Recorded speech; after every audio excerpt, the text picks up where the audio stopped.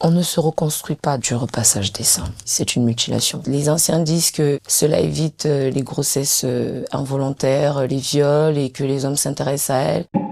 C'est quand j'étais au tout début de mon adolescence, je devais avoir 11 ans. Ma maman, elle était plus au Cameroun avec nous. On vivait avec ma grand-mère. Un matin, j'étais en train de dormir sur les coups de 4h, 5h.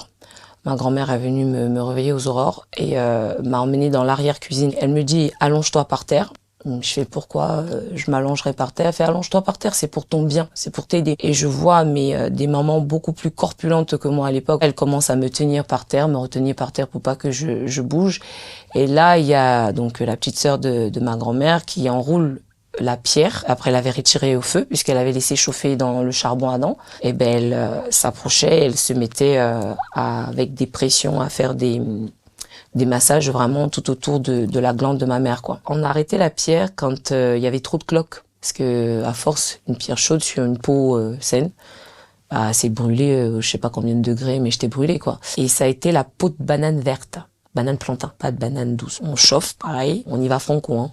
On masse, direct. On pétrit, et après on presse correctement au niveau du sein. Au début, bon, tu te dis, qu'est-ce que j'ai fait de mal, je dois mériter ça.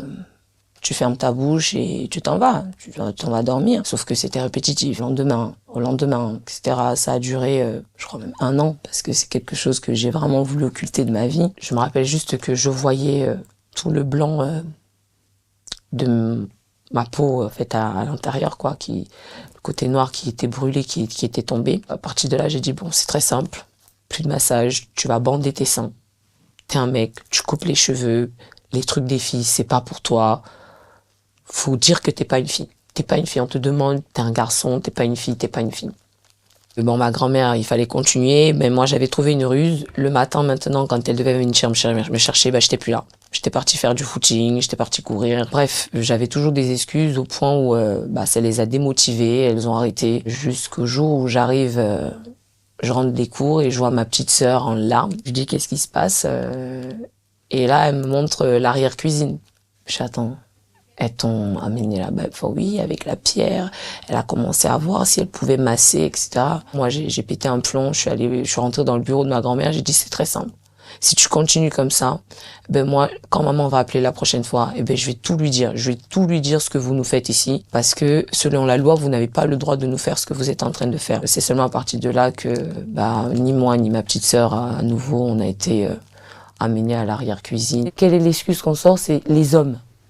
C'est pour te protéger, c'est pour ton bien, c'est pour éviter que les hommes te regardent très tôt. Les seins, ça peut venir plus tard, parce que si tu as les seins maintenant, les hommes, ils vont te regarder, on va pouvoir te violer. C'est quelque chose qui est gravé dans notre mémoire, en fait. À aucun moment, vous pouvez l'effacer. Il y a quelque chose, forcément, qui vous le rappelle. Moi, par exemple, j'ai des taches, j'ai des pigments sur ma poitrine qui me rappellent que quelque chose s'est passé sur mon corps. Il y a une transformation qui a été faite. Se reconstruire, tu vas faire une belle poitrine, ça va oui, tu auras une jolie poitrine, mais c'est pas ça qui va enlever ce que tu as vécu derrière. La preuve, dans ma tête, c'est un souvenir que je souhaite complètement effacer. Je peux pas l'effacer.